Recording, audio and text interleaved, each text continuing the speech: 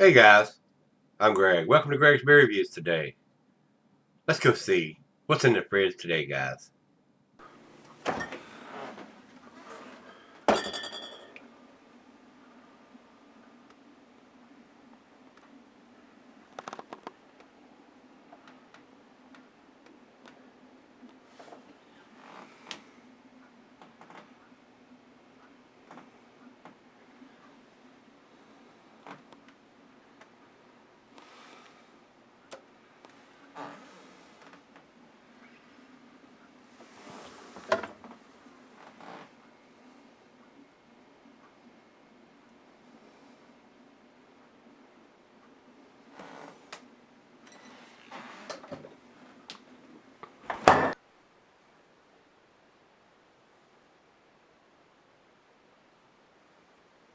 Hey guys, thanks for stopping by Gregsbeerreviews today.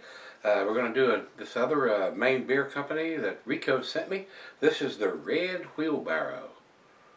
My wheelbarrow's blue. I don't know why that is. This is considered a amber slash red ale, but it's not a red IPA. Uh, this is a 7%er, I think. Yep, 7% alcohol by volume, and this was done on November the 8th of 2016, and today is the 30th of December, so not quite 2 months old, but about 7 weeks. So, should still be good, should still be tasty, especially for a 7%er.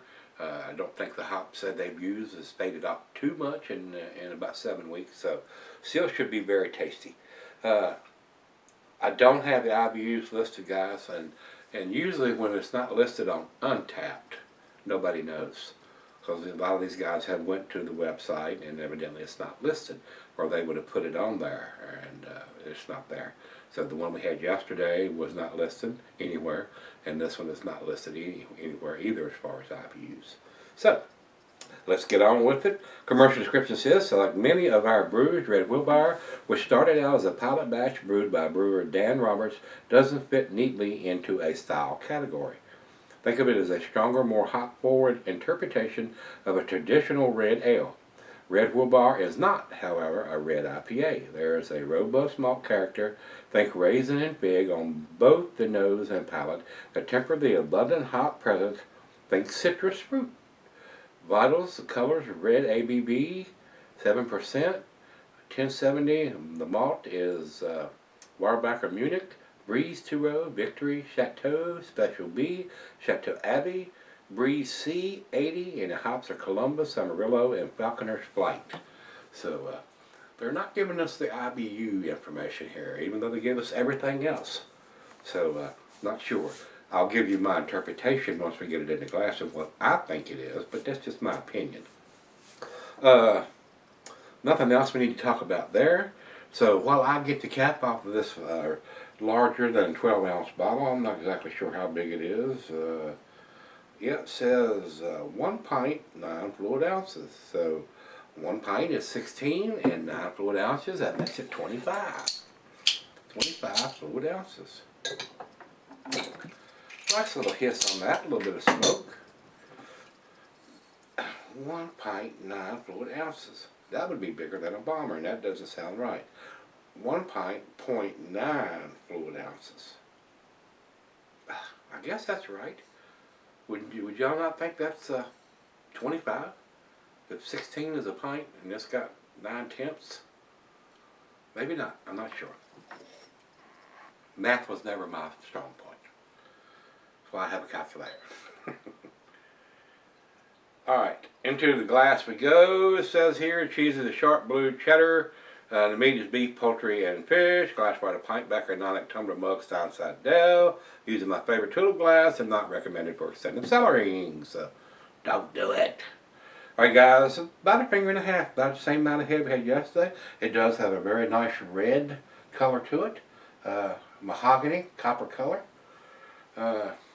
Good looking beer, it really is. So let's see where it lands or falls into what category I think it should go in. Whether it's just a red amber or what. So let's get a nose on it. I'm getting a very nice citrusy hop presence. Into some grapefruit in there, and there is a nice maltiness to it. A lot of these red ales have a nice maltiness to them. But it does have a wonderful hop profile for an amber. Or even a red amber. Wow, very nice. Very, very nice. I'm impressed with how much hop presence it does have. Wow, it smells delicious. Not getting a whole lot of the figs or any of that stuff that they were talking about. But maybe that'll come out once it warms up. So let's dive in and see what we got. Cheers, everybody. Cheers, Rico.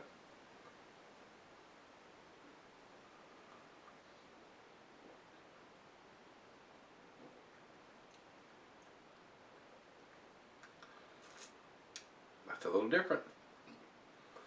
On the taste, I am getting a stronger malt backbone.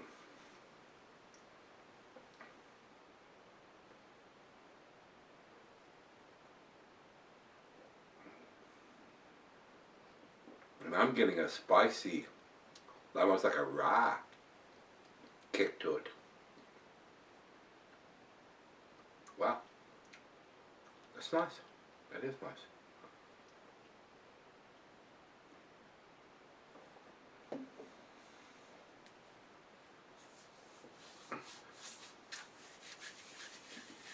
More hop presence than your typical amber or typical red amber, if there is such a thing as a typical red amber. Interesting. Well, let's see if I can get the rest of this in there and see if any cloudiness or anything like that, like the one we did yesterday. I don't know, I'm pouring it down the center. It's going to produce a monster head here.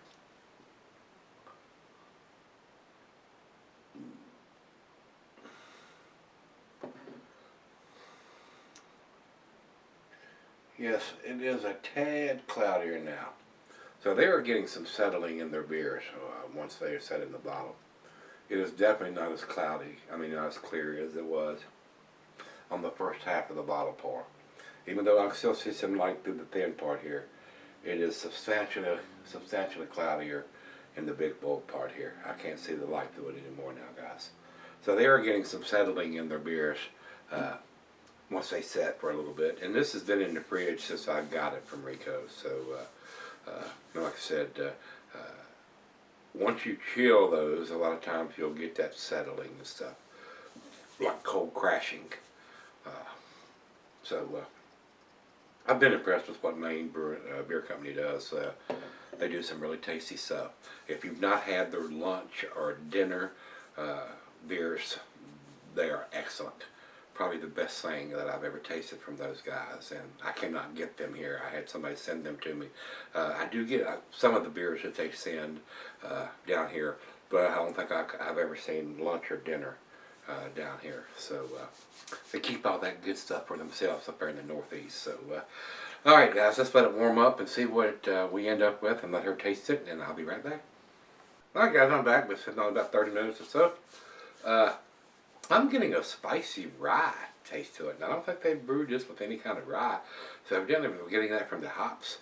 A nice maltiness to this. It does have a nice hop presence to go along with that. Nice citrusy notes. But I am getting some spiciness in this. Maybe just a hint of some grapefruit. Very nice beer. It is. It's a very well made beer. The alcohol is very well hidden for a 7%. Final chug.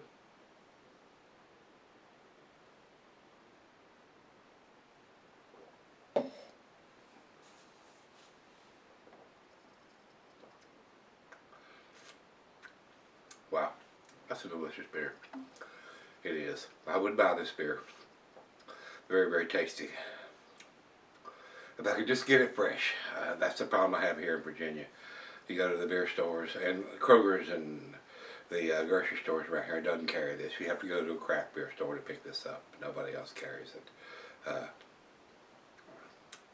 That's very nice. Very pleasant taste. A nice maltiness to go with that hop profile. I enjoyed this. This is very tasty. Guys, to me, I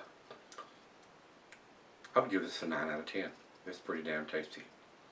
Numeric rating on this would be a 95, right down the middle of the A category. We'll go over to Beer Advocate, and they say 91, outstanding, very tasty. And Rate Beer has it at 98 overall, 100 in the style. And our final check-in, we'll go over to Untapped, and they have it at 3.9, which is right there at the 4, which puts it into the A category, to me. Nice beer, very well done.